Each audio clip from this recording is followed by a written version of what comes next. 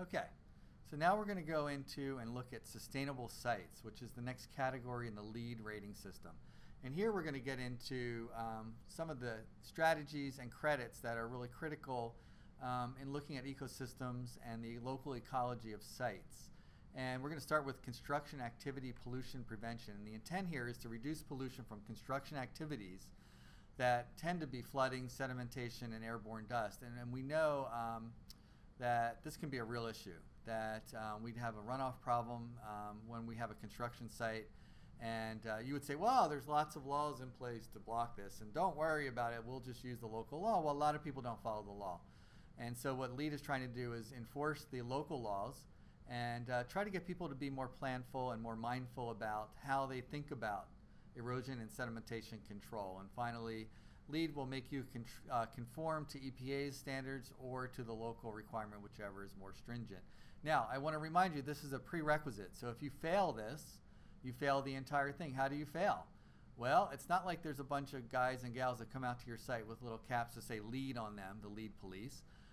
Typically what might happen is you might get cited by EPA for failure to provide erosion and sedimentation control on your site, and that citation can be then sent up to USGBC, and therefore that's the end of your LEED rating and the lawsuits will begin. Now, this is the one I'm most excited about, site assessment.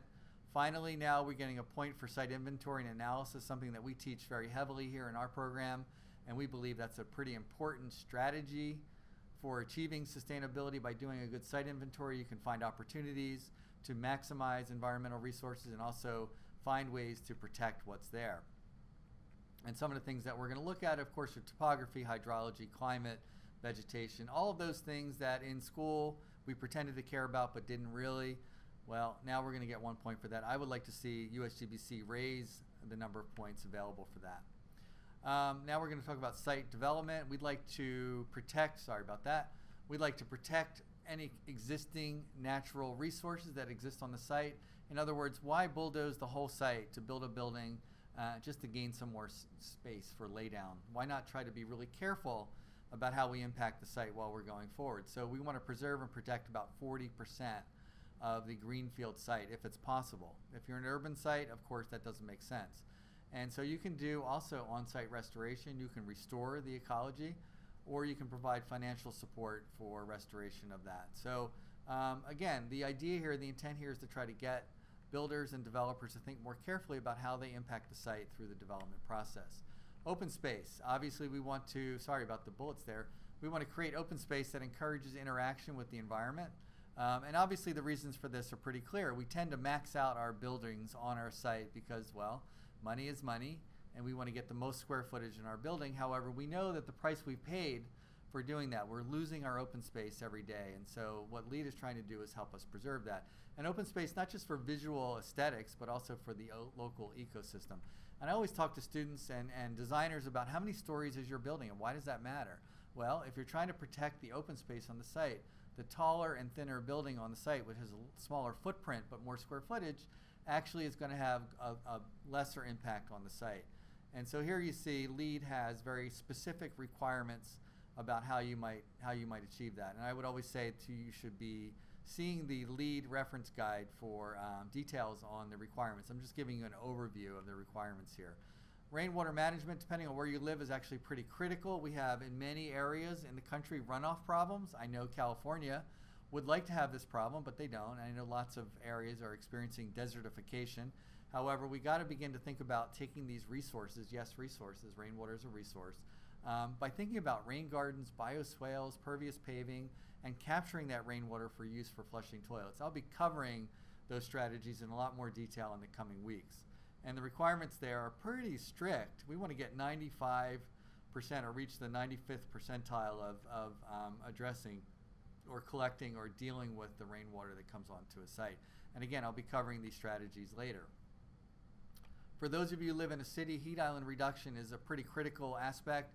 We know that cities tend to be warmer or hotter than suburban or natural areas because of all the surface that has dark colors, and we tend to see higher temperatures, which, by the way, means more air conditioning, which means more energy use, which means more CO2 emissions, which means more climate change, if you believe that.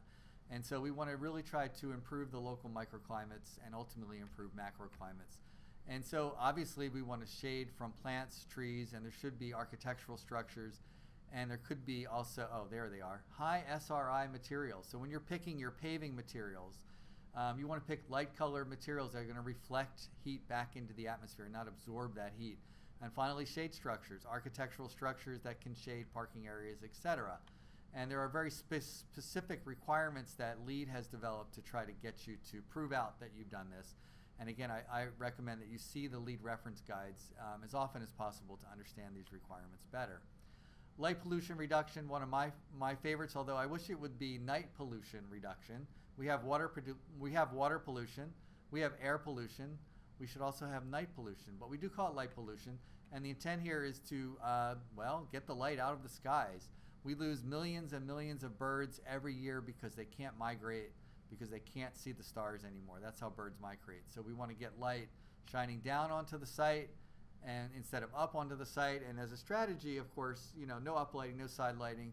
And most manufacturers of site lighting now will have pre-designed light fixtures that meet LEED or help you achieve LEED points. I don't want to ever say that there is a LEED certified project. There are products and materials that will help you achieve LEED, but they never can by themselves provide points for you. So just be careful about that when you read your websites. And again, I'm not going to go through the requirements in detail here, but there are specific calculations that you have to provide. And again, the manufacturers have begun to provide that. And this is an example how LEED has transformed the marketplace and made product suppliers a lot more responsible in the products they have.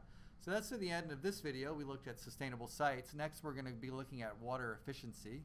And I'll look forward to looking at that with you and understanding those issues in more detail.